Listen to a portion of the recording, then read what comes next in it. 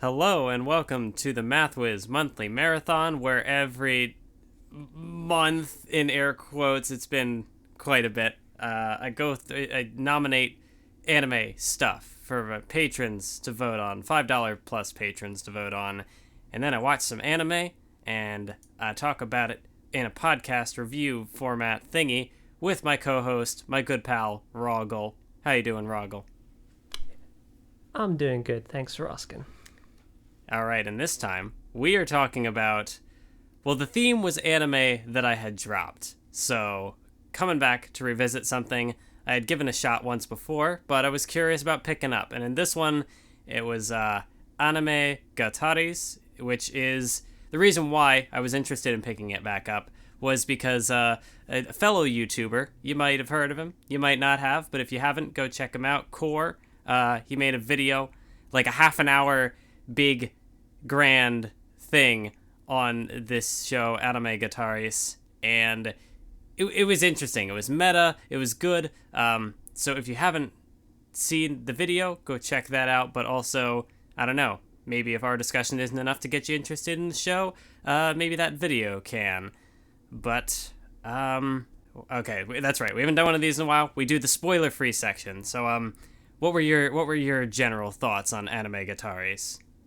I really wanted to like it. I really wanted for it to like really endear me to it and really sell me on what it was trying to do. However, I do think it fell short in a lot of the things that it was trying to do. But at the same time, it knew that. So it's kind of hard to hate it, even though I do not think on the whole it was really very good.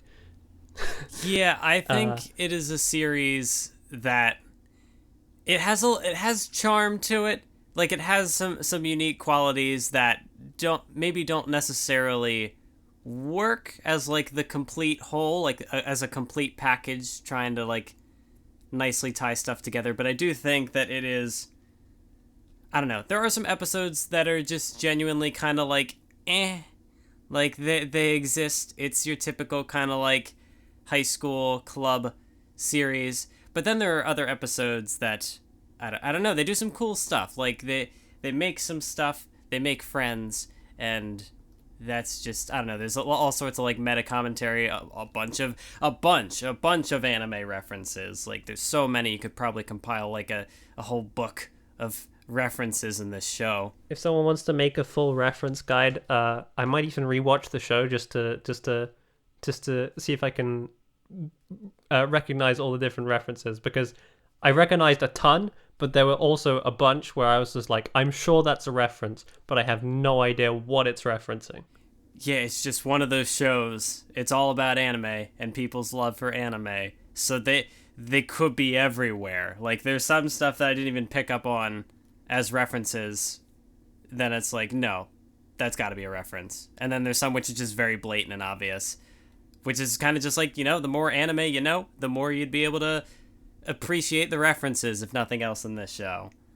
But yeah, to give a basic, it's just like, your standard club series. There's a bunch of high schoolers, a motley crew of sorts, just random people who are all connected by anime, and they do their after school club activities and talk about lots and lots of anime and why anime is great and why everybody loves anime.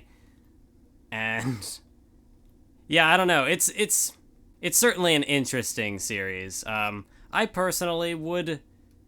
Do I recommend it? Because yeah, it does have some kind of low points. Like a lot of it is kind of just pretty standard shenanigans.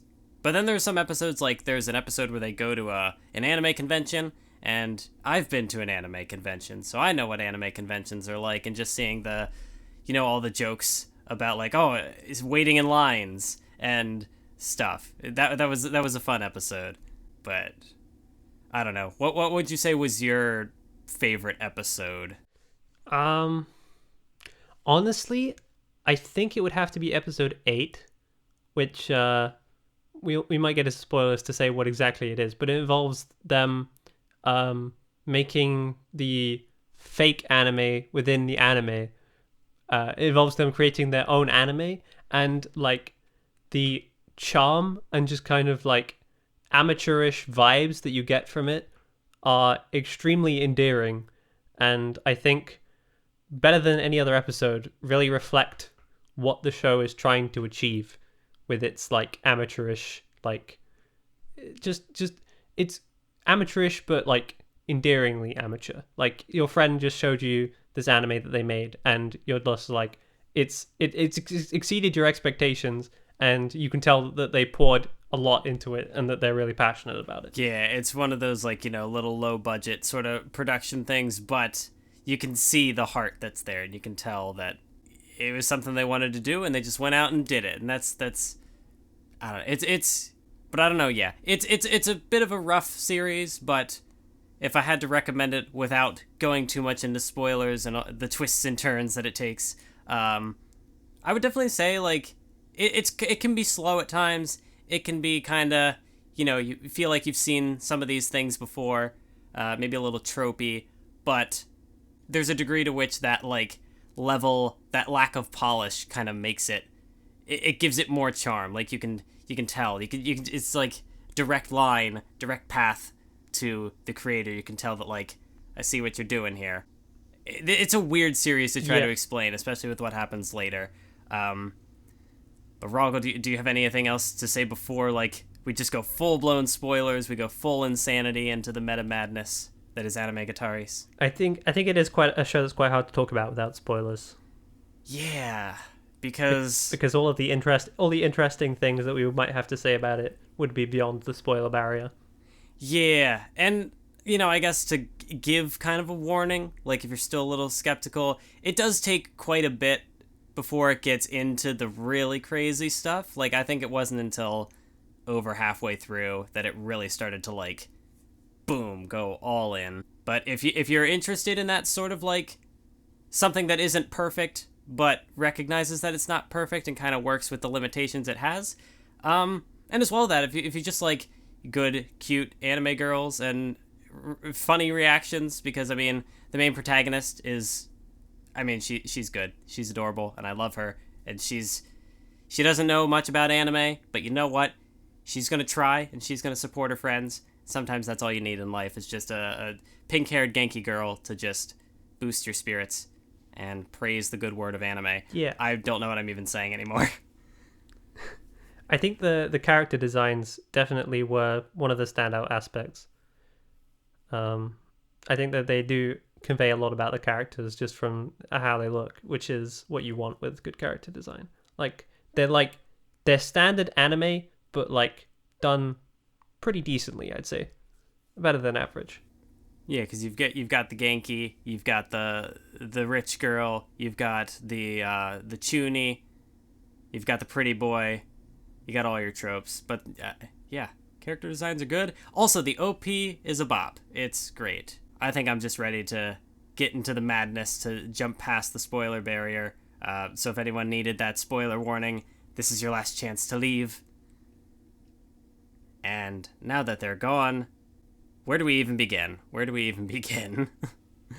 That is a good question. So, so this series, the way it kind of like gets into its end game, it kind of has what could almost feel like 2 or 3 different like series finales, because as it goes along, you have the student council who are always threatening to shut down the anime club. And so then one of the big climaxes is it gets to they fail, and then it leads to the confrontation with the principal. And this is when things start to kind of, any sense of like going for reality and being a grounded series, it starts flying out the window, because it's just like it starts raining in the principal's office, and it's just all sorts of nonsense. Was there anything in particular that happened in the series where you were just like, what is like, where at what point did you kind of feel like things were really like going off the rails? Like, what was the part that really like, I don't know, was there anything that shocked you? Well, I thought that like I wasn't expecting episode 11 to be as much of a, in quotes, psychological horror, I guess, as it was, because episode 11 the main character, she's slowly going insane, basically, because everything around her doesn't make sense, and the rules of the world that she's inhabiting are slowly collapsing, and she's the only one who knows about it or can tell anything about it. And everyone is just acting like she's the crazy one, despite clearly things no longer making any sense. And so she's being slowly driven insane. And it was kind of like this psychological horror of the main character losing their mind. But really, they're not the crazy one. Everyone else is just, I don't even know. Yeah, because like her world around her starts to. I mean, obviously it is an anime, but to her it's like, no, this is reality. But then all her friends start turning into like anime characters, and the world just keeps becoming more crazy and outlandish and just more anime. And she's just like, wait, hold on, I didn't sign up for this. Like, there, some of the visual gags that they do, like when the aspect ratio shrinks and she goes to like leave the classroom, but she goes to like walk outside the aspect ratio, and she's just like, what? Hold on, that wasn't there before. It's just a black void.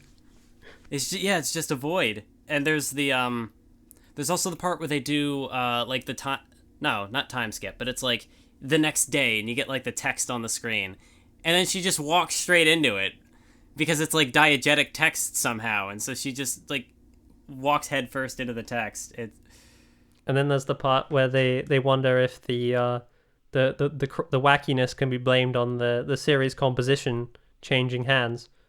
So they rewind the opening to find out if the series composition has changed. Oh my god! But it hasn't changed. It's the same person. So they continue on as normal after rewinding the opening. Yeah, and some of the things that they do with that opening, like one of the episodes, it plays like after the commercial break, like it goes like the full way, like halfway through the episode, and then it plays the OP. And then another time when it plays the OP, it just has, there's this one character in particular who is she's kind of just there to be fan service. Like, she'll get like the occasional shot at the beginning of each episode, and then that's all she's there for the episode. She was bizarre the entire way through. Like, it was kind of surreal with the like they were clearly trying to go for something surreal with the fan service shots that she was given.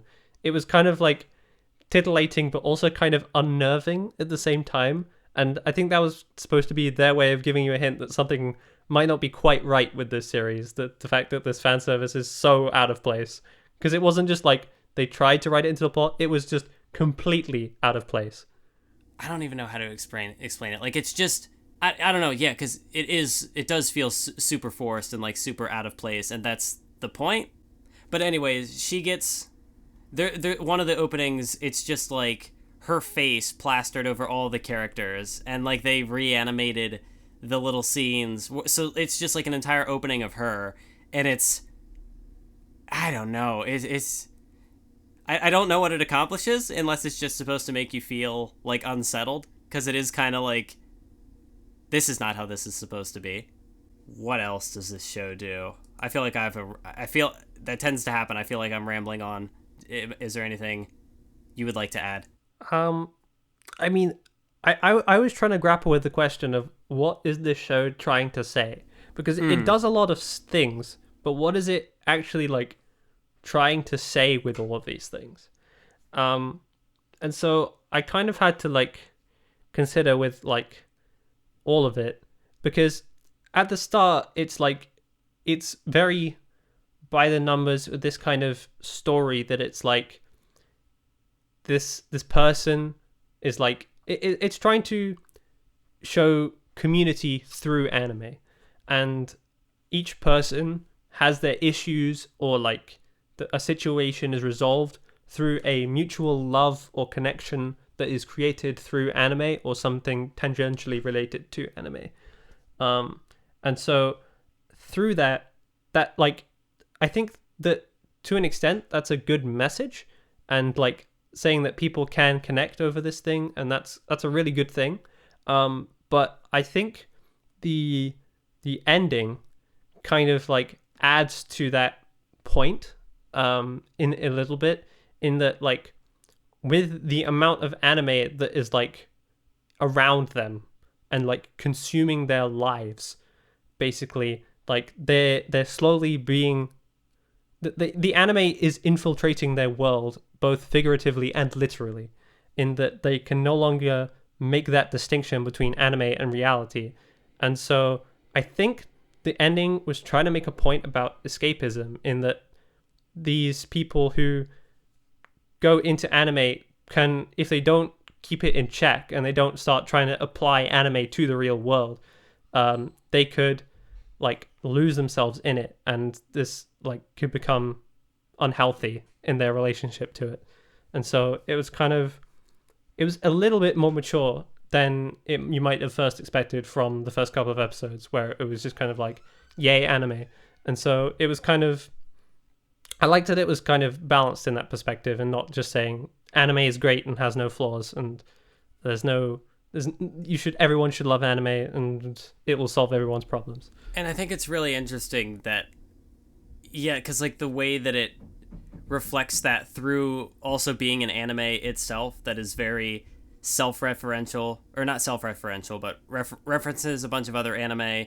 And so it definitely at the start, it does come off as that series, which is just like entirely, it's there to entirely praise anime. And it's very, I mean, there's references all over the place. You can tell that there's a deep passion for anime there, but, and it's weird that like, take that and use it for something constructive. So here you have this person who, clearly has taken inspiration from anime, went so far as to make their own anime.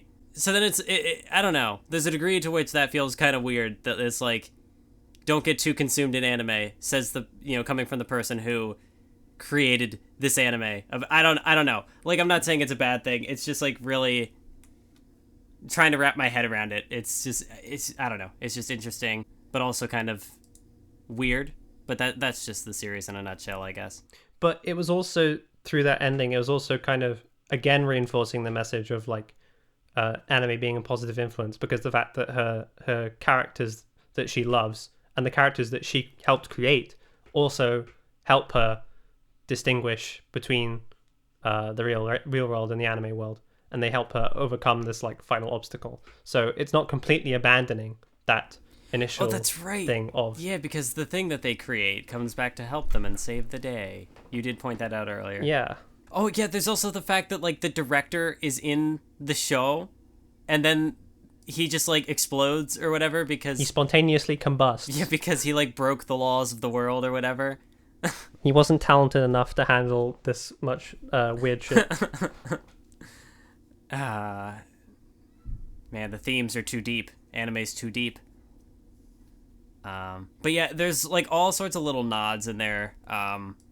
Like, I mean, there's just like references to itself being an anime, and so there's like an offhand joke it might have even been in the third episode, where they talk about 3-ep cutting different seasonal anime, which is ironic from my perspective, because I dropped this show after the third episode back in fall 2017 or whenever this aired. I remember even bringing it up, I think, in the back when Hallway Chats was still alive. We did a seasonal podcast, and I think Animegataris was mentioned.